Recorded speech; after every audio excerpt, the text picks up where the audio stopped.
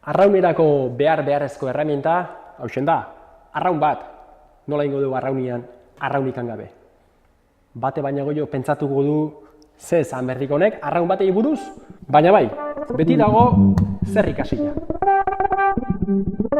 Arraun guztiak ez dira neurri berdinekoak. Handienetik txikienera horrela sailkatuko genituzke arraun guztiak. Traineruko patroiaren arrauna. Traineruko aurrekalari edo proelak arraunerako erabiltzen duena. Traineruko gainontzeko arraunlariek erabiltzen duten arrauna. Zertxo bait laburragoa proelarekin konparatuta. Trainerillako arrauna. Bateleko arrauna.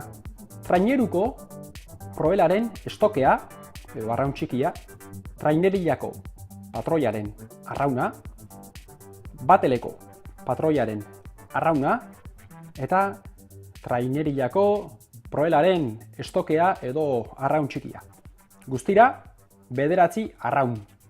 Arraunaren 3 zati nagusiak, hauek dira, pala, topea eta taborra edo heldulekua.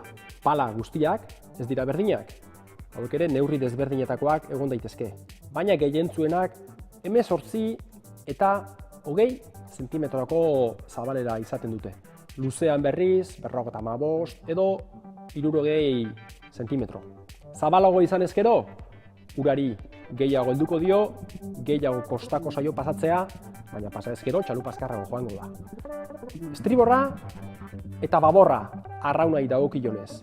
Neurri aldetik berdinak dira, baina estriborreko arraunak plastiko berde batekin babesten ditugu, eta baborrekoak berriz, plastiko gorri batekin babesten ditugu. Itsasoko trafikoko legeen arabera, txalupa guztien estriborreko argiek kolore berdea behar dute.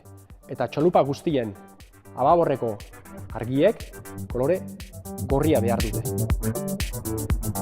Arraunean hasi berriak diren gaztetxo askok, hainbat buru uste izaten dituzte, arrauna toletean katiatzeko. Oso erresa da. Estrogoa palaren aldamenean ipiniko dugu, eta palaren aldamenean dagoenean toletean sartu, eta nahi gabe goiti bera jungo da arrauna. Tak, prest dago, arraunetako. Prestatu dugu trainerua, arraunaiak ere badazkeu, arrauna estroguakin, baino beste zerbait faltaek, ez ziok urik!